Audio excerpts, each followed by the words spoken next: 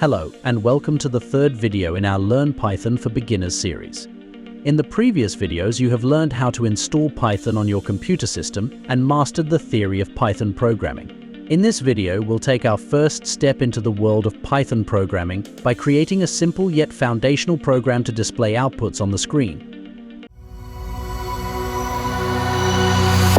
The T&O Synergic Metaverse, where imagination meets discovery.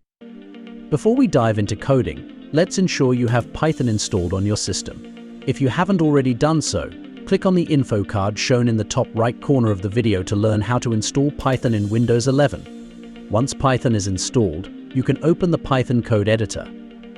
Now that we have our environment set up, let's write our first Python program. But before that, you have to create a new file.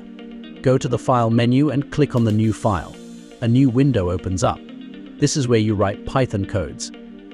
In part 2 of our video series, you have learned about the print function, which is a built-in function and a keyword used to generate outputs on the monitor. Inside the print function, we provide the value that we want to display. Remember, the values entered into the print function should follow the specific rules of that particular data type. For example, if you are entering a word into the print function, you have to enclose it in double quotation marks, as the word is of string data type and Python mandates all strings be enclosed in double quotes. In the programs we write today, we will use the same print function. We begin with printing an integer. So we type print, left parentheses, 1, and close the parentheses.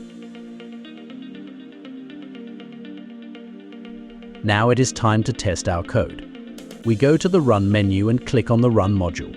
You can see a dialog box saying that the file needs to be saved before it can be run. Click on Yes and save it.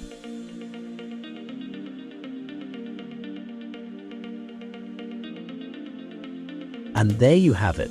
We have generated our first output. Now we try generating outputs of different data types and look at how they are done. We begin with a floating point data type. Inside the print function, we input the decimal 10.23. Note here that we have not deleted our earlier command to print the integer 1, so we can expect two outputs, the integer 1 and the decimal 10.23. We shall see how they will appear. So we run the file after saving it. Here we can see that each output is on each line. Now we have a question for you. Could you infer the exact function of the print command? Take 3 seconds to think about it. All right. Most of you have the answer, as a print function is used to print the output in a new line. But we would like to add more clarity to your answer. Precisely, the print function works by printing the value, and after that, it moves the cursor to a new line. In short, it follows a print and then moves to a new line sequence. Now we try to print strings or words. We start with the old school Hello World program. Remember to enclose the string within double quotes. Otherwise, Python will return an error. And that's it. You have learned to generate your first outputs in Python. Remember, practice makes a man perfect.